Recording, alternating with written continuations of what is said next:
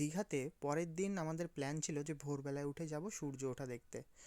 তো তারপরে আমরা যখন ঘুম থেকে উঠি তখন দেখি সকাল 10:30 11টা বাজে। তো কি আর করা যাবে, তো আমরা দুজনেই বেরিয়ে পড়লাম যে ঠিক আছে সূর্য ওঠা না হয় নাই দেখা হবে, তো ওল্ড দীঘাটা তো ঘুরে আসি। তো তারপরে আমরা দুজনেই বেরিয়ে পড়লাম ওল্ড দীঘাতে। তো সেখানে আমরা নিউ দীঘা থেকে সেখানে অনেক গাড়ি খুঁজছিলাম, টোটো বা অটো, কিন্তু সবাই বলছিল যে না ওখানে যেতে হলে রিজার্ভ করতে হবে, বাট আমরা রিজার্ভ করতে চাইছিলাম না, কারণ রিজার্ভ করতে হলে অনেকটাই ভাড়া নেবে। তো তারপরে একজন টোটোওয়ালা বলল যে ঠিক আছে 20 20 40 টাকা দেবে, আমরা নিয়ে যাব। ঠিক আছে, সেই রাজি হয়ে আমরা চলে এলাম ওল্ড দীঘাতে। ওল্ড দীঘাতে এসে ততক্ষণে অনেক ভিড় ছিল, অনেকে স্নান করার জন্য, তখন তো যেহেতু অনেক ঢেউ চলে আসছিল, উপরে জল উঠে যাচ্ছিল, তো সবাই ধারে বসেছিল। তো তোমরা দেখছো কি পরিমাণে ঢেউ, ও তো আরেকটু হলেই ভিজে যাচ্ছিল, একদম জল ওপরে উঠে চলে আসছিল, এমন এমন বড় বড় ঢেউ আসছিল।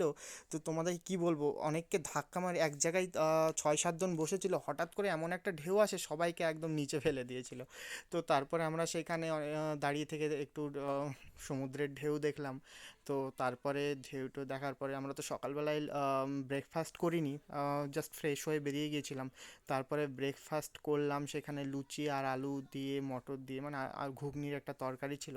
তো খুব একটা খেতে না ভালো লাগলো, মোটামুটি ছিল। তো সেখান থেকে খাওয়া দাওয়ার পরে আমরা দুজনেই খেয়ে নিলাম। তারপরে খাওয়া দাওয়ার পরে আমরা অনেকক্ষণই ছিলাম সেখানে। তো আমরা দুজন খাচ্ছিলাম আর দেখছিলাম সেই সমুদ্রের ঢেউ।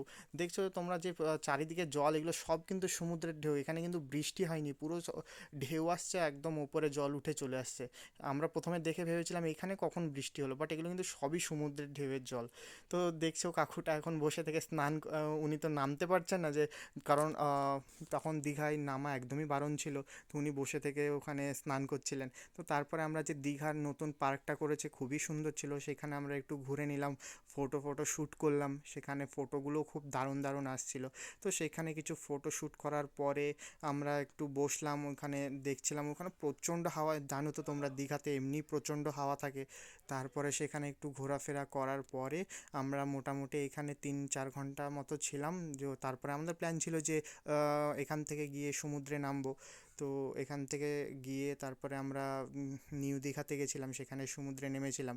তো এখানে অনেক কিছু নতুন সেই পার্কটাতে অনেক কিছু স্ট্যাচু করা আছে, কন্যাশ্রী, নতুন নতুন যে আমাদের পশ্চিমবঙ্গ সরকারের অনেকগুলি প্রকল্পের, এবং দেখছো তোমরা পিছনে যে বাউলের কিছু মূর্তি করা আছে, তো বাউলের সঙ্গে একটা ছবি পোজ দিয়ে ছবি তুলে নিল। তো তারপরে আমরা দেখছিলাম রাস্তা দিয়ে একটা কুলফি কাকু যাচ্ছিল, তো তার কাছ থেকে কুলফি নিয়ে নিলাম। এগুলো সেই হ্যান্ডমেড সেই কুলফি, যেগুলো হাত দিয়ে একদম ওই সেই একদম সামনাসামনি বানিয়ে দেবে। তো সেই কুলফিগুলো দুজনে দুটো নিয়ে নিলাম।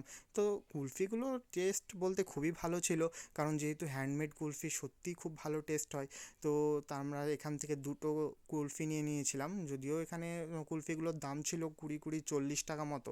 তো সেখান থেকে দুটো কুলফি নেওয়ার পরে পরে আমরা খাওয়া দাওয়া করে তারপরে বেরিয়ে পড়লাম নিউ দীঘার জন্য, কারণ তারপরে তো আমাদেরকে সমুদ্রে নামতে হবে। তো টাটা, দেখা হচ্ছে পরে।